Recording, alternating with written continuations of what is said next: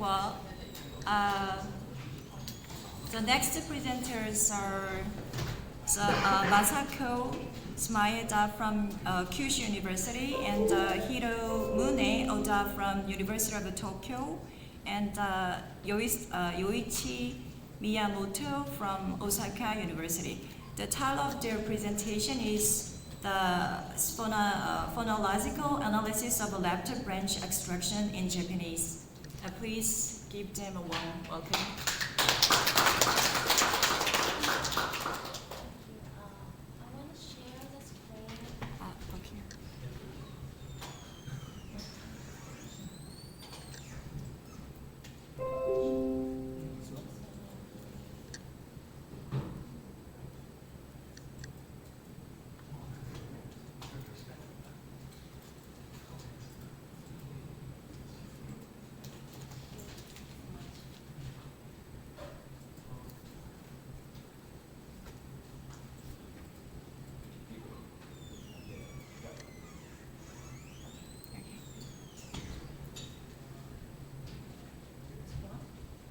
It works.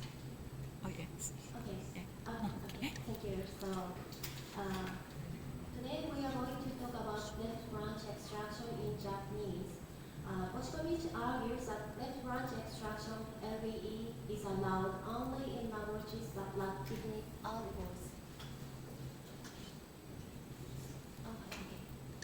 That is, NT languages such as Serbo-Croatian as shown in 1A. While LBE is allowed in languages, with definite articles, DP languages, such as English, as shown in 1B. Given the dichotomy, it is expected that Japanese and NP language should allow LBE. Interestingly, however, the acceptability judgment of LBE in Japanese has been shown to be subject to great speaker and construction-based variations. For instance, if you see two, LBE of WH&P, such as who genitive, followed by the nominative subject, is unacceptable for many speakers. And also, 3A shows that LBE with non-WHPD, such as Hanako from genitive, is disallowed.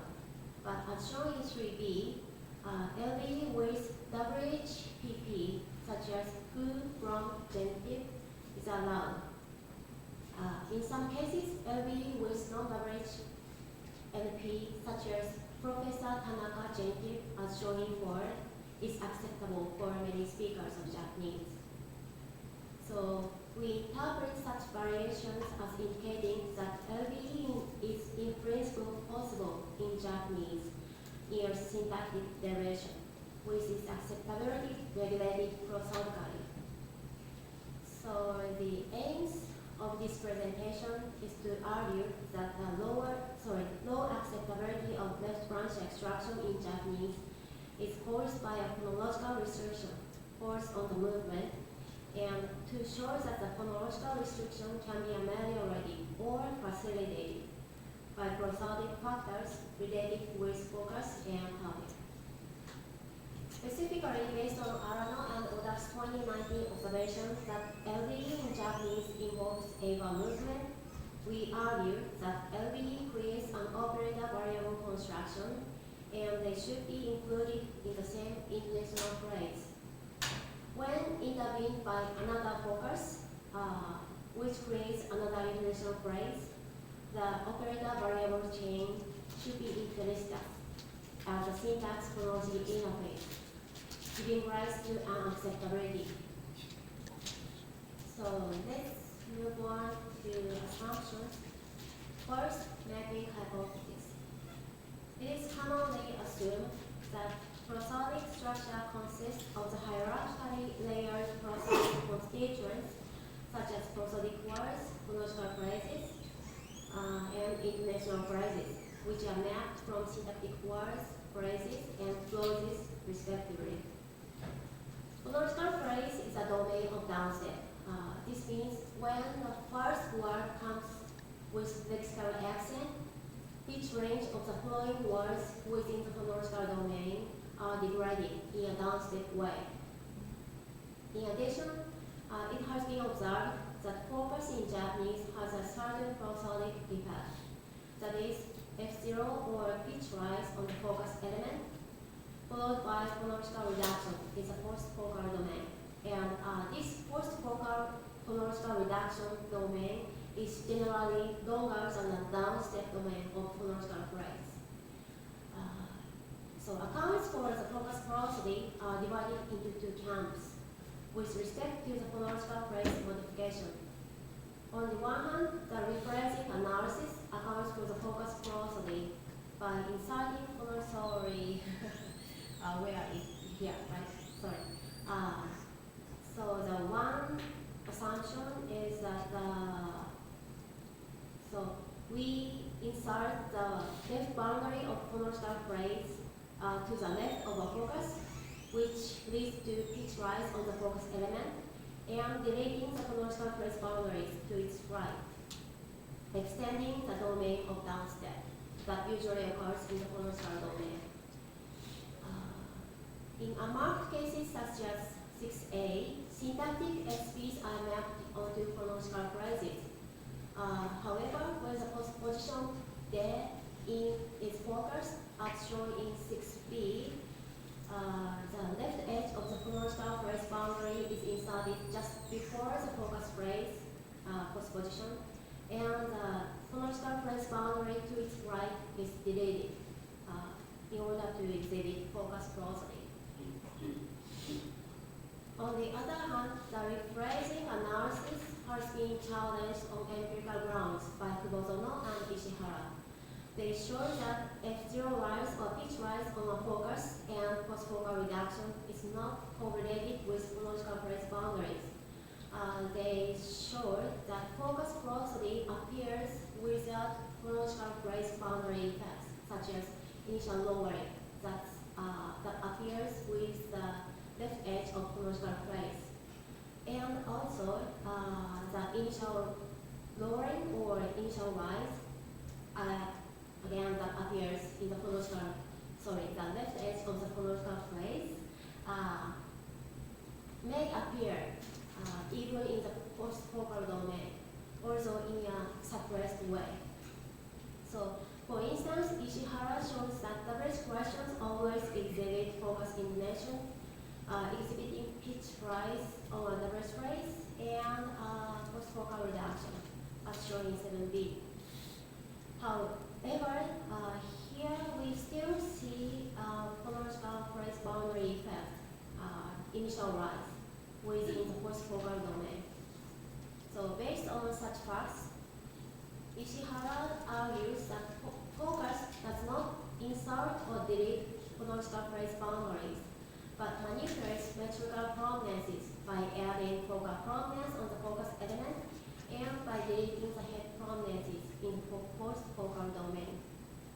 So crucially, in both analyses, it is proposed that the post-focal domain correlates with the scope domain, and it is wider than phonological phrase boundary, that is an international phrase domain. So we interpret this as a restriction that when movement occurs, a focused element and its variable should be included within the same international phrase. So this is one assumption, and the second assumption is that LBE is an AVA movement.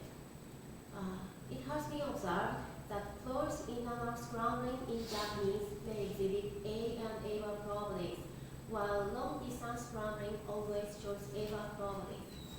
Arano and Oda 2019 observed that LBE in Japanese only shows AVA properties, even when the movement is close internal. For instance, as shown in 8a, although Japanese is a scope-rigid language that reflects scope interactions with surface word order. However, as shown in 8b, close internal scrambling can change scope possibilities, leading to scope ambiguity. However, as shown in HC, long-distance scrambling cannot change scope possibilities. That is, long-distance scrambling shows a radical reconstruction in fact. So interestingly, in this respect, Arano and Oda shows that LBE shown in 9, although it is short movement, exhibits radical reconstruction effect. It does not change scope possibility. So this indicates that LBE in Japanese is ava movement, just like long distance scrambling. In a similar vein, short distance scrambling as a movement may create a new binding relation, whereas long distance scrambling may not, as shown in 10A and B. So in 10A, reciprocal lacks its binder, so it's ungrammatical. But in 10B, John and Mary is undergoes short distance scrambling within flows, and it can bind reciprocal each other here. And 10C shows that long distance scrambling fails to bind reciprocal in the main flows. And 11 is an instance of LEE, and here we see that John and Mary, the LEE element, cannot bind reciprocal. So this means that this is short distance movement, it is ava movement. So Arano and Oda 2019 argued that the A-ava distinction is determined contextually. When movement takes place within a transfer domain, it is regarded as a movement, while movement crossing a transfer domain is regarded as ava movement. Assuming that a nominal phrase in Japanese is headed by KP, that is headed by the case marker, and KP is a phase because it is the highest projection in the extended domain of a lexical category noun. They argue that LB crosses a transfer domain within the nominal phrase. So the complement of KP, so the transfer domain is the complement of KP. So LB is ava movement. So, okay, now I let Hiro to explore, please.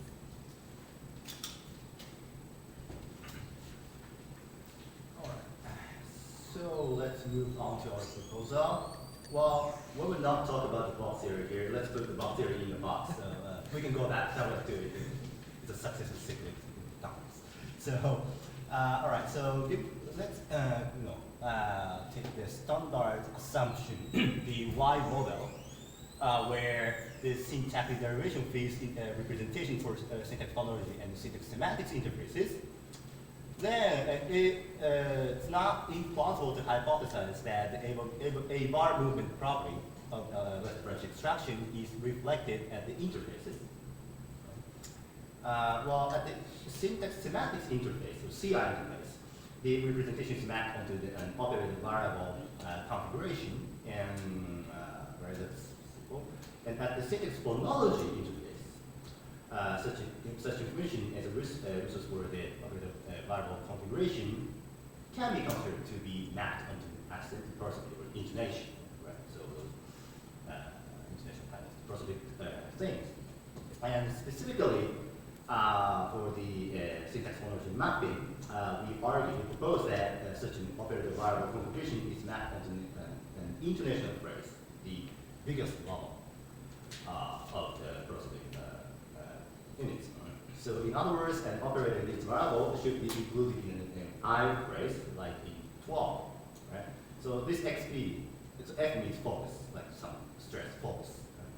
Right? And when there's this kind of movement, the moved element and its trace should be included within one I phrase.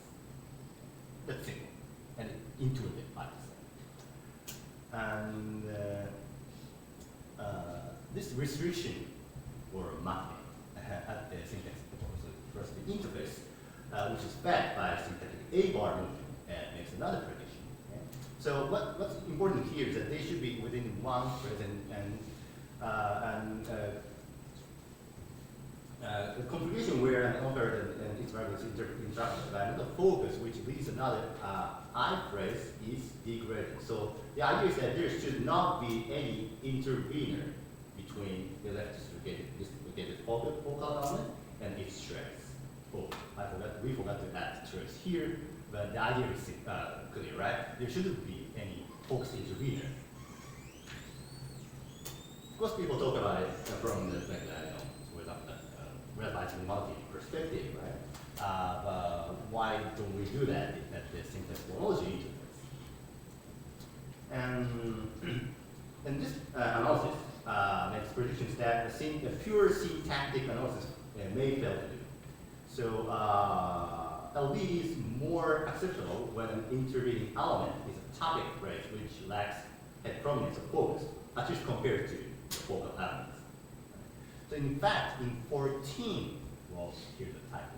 14 is more acceptable compared with 2.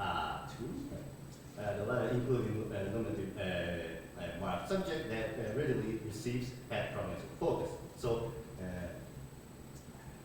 well, actually, I accept many LB cases, so I may not be the best person to read this one.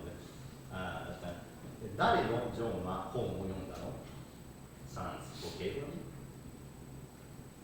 誰の太郎が手紙を捨てたの Sounds a bit worse for me. So the difference between 14 and 2 is the subject is what mark, topic marked, right, in 14, while in 2, which we showed before, the subject is got marked, nominative marked.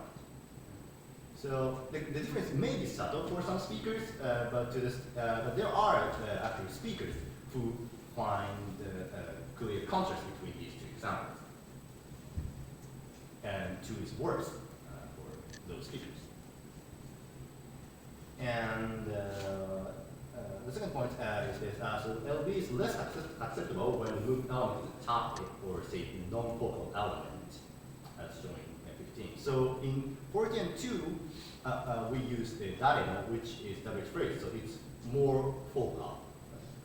But in 15, we have a normal, say pronoun, which is not inherently focused. So 私の田中先生が論文を褒めてくれた。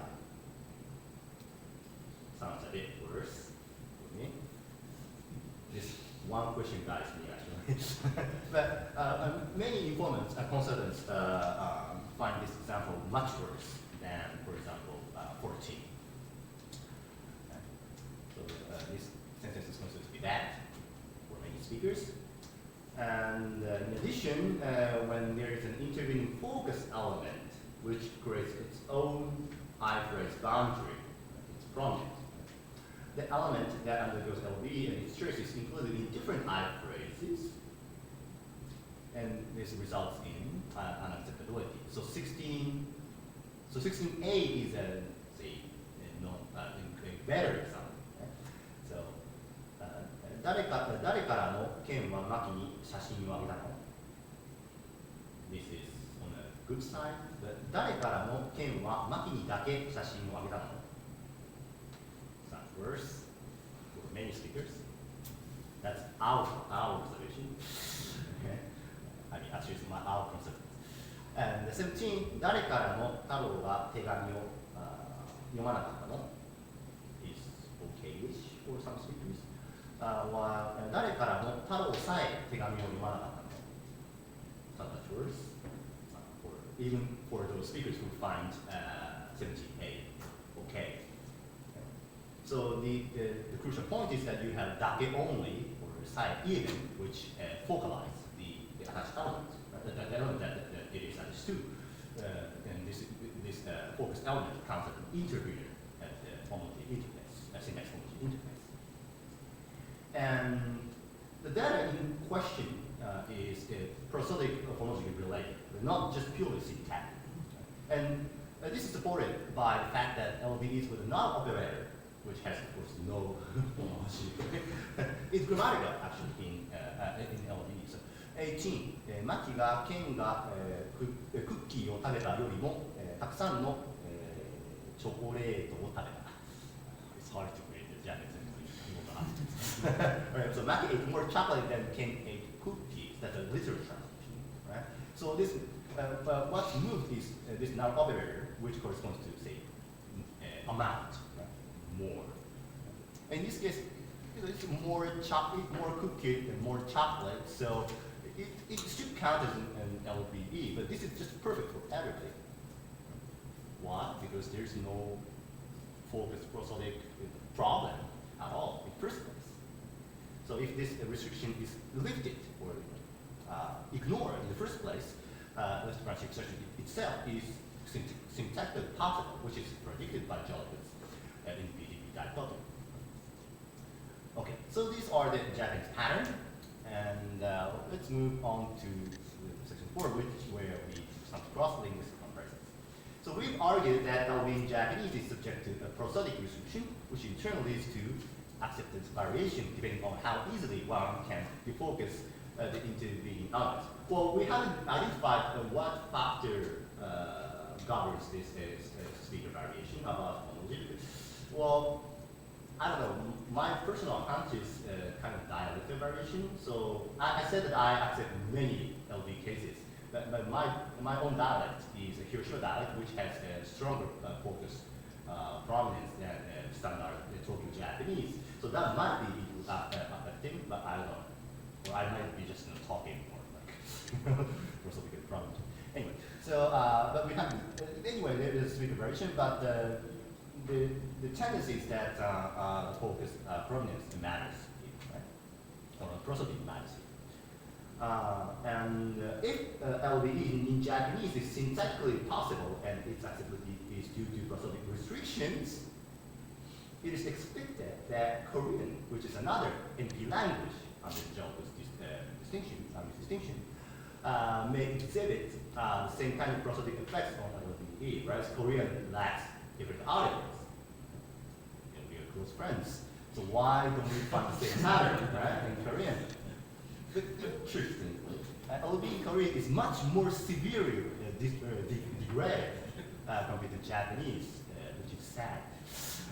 So there are some work, right, that argue that they argue that over LB in Korean is allowed. But in contrast, Kim 2011 argues that LB in Korean is in principle possible, in general possible, with the grammaticality deriving from the morphological requirement on the root element, which is kind of similar to our proposal in the spirit. Right? And Kim argues that other nominal elements in Korean requires nominal phrases as their phonological post, and this requirement is not satisfied in LB configuration.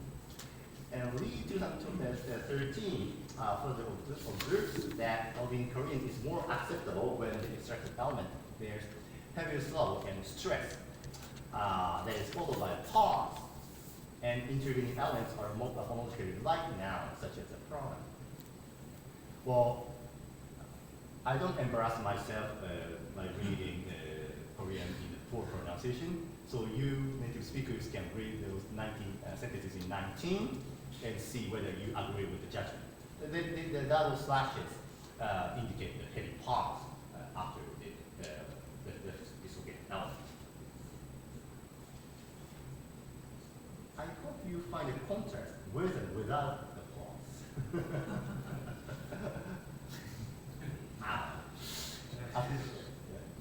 Do you agree with that? All right. Yeah, thank you. Great, perfect. Otherwise, our talk will collapse.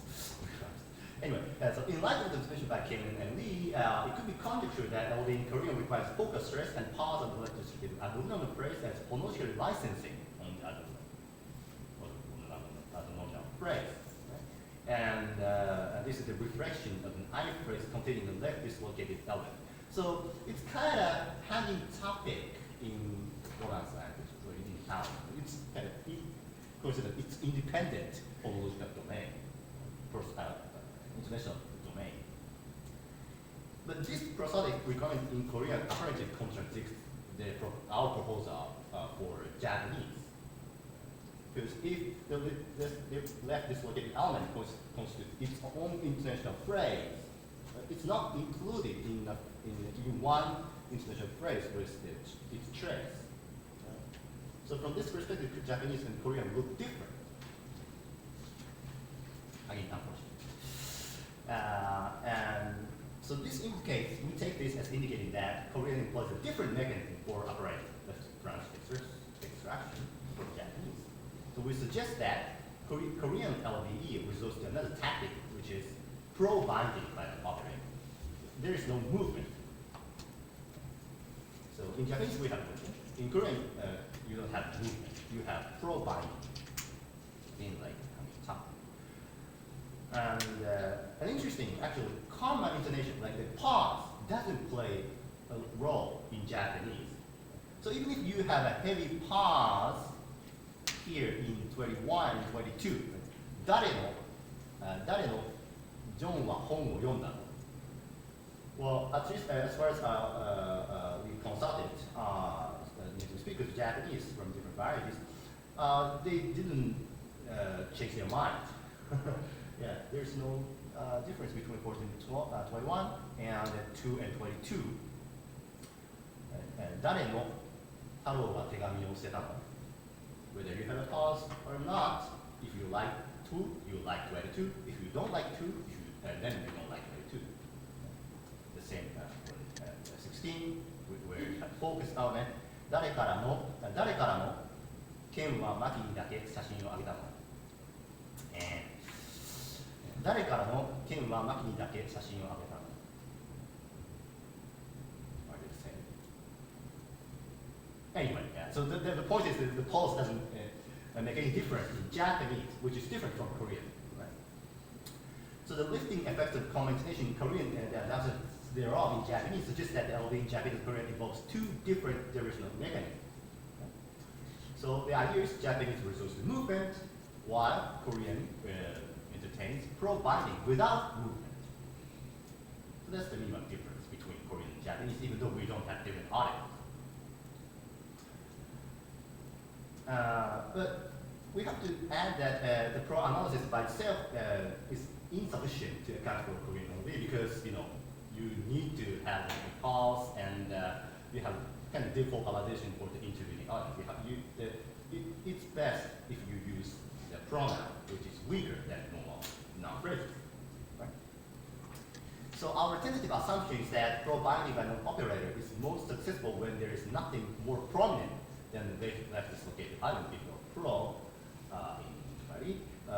But we are still figuring out how to formulate this. So anyway, we have like just a couple seconds, but let me talk about this. This is more interesting, even more interesting. So the current proposal makes an interesting prediction regarding cross-linguistic variation in the availability of left branch extraction. So Jolicoeur's original typological generalization states that LB is possible only in languages without different articles. And crucially, so the absence of the different articles is just a necessary condition. It's not a sufficient condition, which means that languages without different articles would in principle allow LB, but not all not all NP languages actually do. There is a variation. So cerebral creation allows LBs so productively, but Japanese and Korean don't. And it's actually left open in the literature what factor differentiates the language that fully allow LB, like cerebral creation, from those that do not, like Japanese and Korean. And if the phonological factor plays a crucial role in the full availability of LB as proposed here, it is predicted that languages that productively allow LB, like cerebral creation, should show legitimate prosodic intonation patterns in LB, whereas those that do not should not be able to create such patterns. More generally. An interesting in this context, we depart from LB and move on to movement out of the coordinate structure. So the coordinate structure constraint can be violated in a number of languages. That's what I found.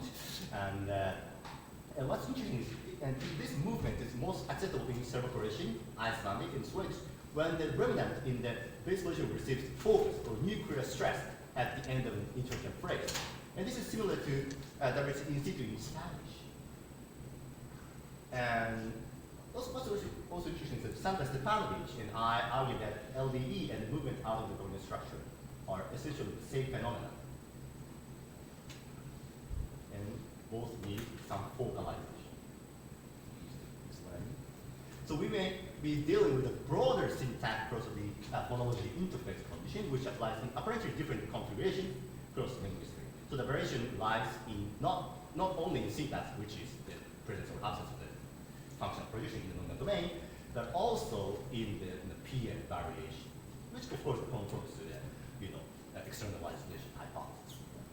And we will investigate this issue empirically in future research. All right, that's it. Thank you very much. Okay, thank you so much. We have 8 minutes for discussion and comments. Okay, please. Yeah, I enjoy your talk very much, and couple of questions. One, Could you use A mic. yeah. First of all, it's not clear whether this B in Japanese is a syntactic movement. Like it can be, we can say that this is differently from like a general scrambling. This is like a PF scrambling. It might be scope interaction, no binding condition effect. That's why this can be. And also it's phonologically governed process, right? So yeah. One more thing is why. Yeah, I think 10 years ago, I was part of K-Humanities part, and in fact, one reason it might be the genetic marker or modificational marker in Korea is proclitic. So that in actually John Bresner's analysis of English critic is okay. Actually, there is a proclitic rather than the inclitic. So that actually it needs to okay. That's why there is a certain focus kind of thing. Then it blocks to the right blocking the attachment of to the right element. Then that's the so that do you have any idea why the Japanese modificational elements is governed by phonology? Yeah, thank you for that. That's interesting. So for the second point first, so actually, when I discussed the movement out of the coordinate structure, I quote 2021 here, but in 2017 work, I proposed that criticization of the coordinator is crucial for extraction. So, to in Japanese, the and is an enclitic, which is attached to the first content. Then you can extract it. Also, Sandra shows that that's the case. That kind of case, it's proclitic to the second content in interpretation. She shows it phonologically actually. So this criticization is crucial in movement out of coordinate structure. Then if this is the case also with the left branch extraction, that's interesting, right? So because they are essentially the same phenomena according to Sandra and me. So this is another factor to consider. And it's true that it looks like a purely PF phenomenon. Well, yeah, sure. I mean, at this point we cannot differentiate between syntax and the PF movement. The question is whether we want to complicate the objective of language, right? Do we want to have PF movement so productively at PF? Then why do we have movement in narrow syntax in the first place? Why do we have internal merge only for LF? Sure. Then why do we have this Y model, for example? Could we have different, just completely different mapping or something, right? So it matters. This issue is related to the general architecture of language faculty in general, I think. And well, PF movement may also be constrained by, for example, phases or those kind of things. And actually, another word I'm working on that. Yeah, and so for now, right now, here we cannot distinguish the two possibilities. But do you have any input? Yeah. Can you hear me? Yep. Okay. Yeah, you're right. So Kasai 2021 argues that LV in Japanese is behaved strongly. But there is another researcher, Tsutsumi 2019, who observes that consciously effect is ameliorated by LVE. So there's a certain LF effect with LVE. So maybe, yeah, we can think of it as a syntactic movement. Yeah, just one quick comment on degree operator. In Korean, like overt degree operator is not sensitive to LBE. 얼마나, so that so like even overt degree, yeah. So that actually we really don't know about whether this null degree operator is subject to LBE or not. It's not easy to yeah. And in that case, do you have a genetic marker? No. No. So yeah. So then It's more more like an adverb, but it modifies. Mhm. Yeah, it can modify noun phrase. Okay. Yeah. Thank you. So yeah, we will take it. Take a look at it. Okay, do any other? Yes.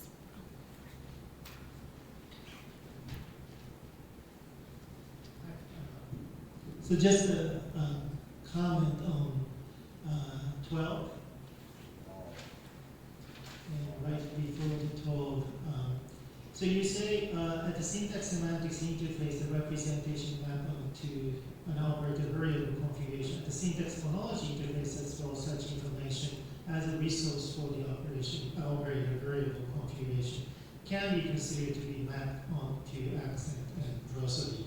I'm wondering, so basically, suppose, I know you adopt a different model, but suppose a so-called A-bar movement is externalization. Okay, so you have the instruction provider position and an externalized position. Then you can consider kind of 12 as a constraint on that particular representation. So you cannot externalize a particular element in that particular position if you have a prosody restriction. So if you interpret that way, then you can kind of adopt the Miyamoto framework, and then basically the merge creates a representation, still feeds this sound and meaning, but a different way. So the basic generate a representation. Now the higher head finds the instruction provider. If you externalize it, if you do some, the semantic interpretation in a certain way, of course there is a constraint on that particular instructions. And if the instructions conflict, this situation occurs. So that's kind of a comment from Miyamoto's perspective. Yeah, thank you very much. Now we are back to your career, right? we are unboxing it, and thank you very much. Actually, what we're showing here is a kind of just a correlation between the configuration PS. So your suggestion is really interesting. So we will take a look at it. Yeah. Thank you. Well, it's you quick. That's okay. You can have discussion during the break time. Okay. Since time's up and first session is over, and enjoy your break time for 10 minutes. Thank you.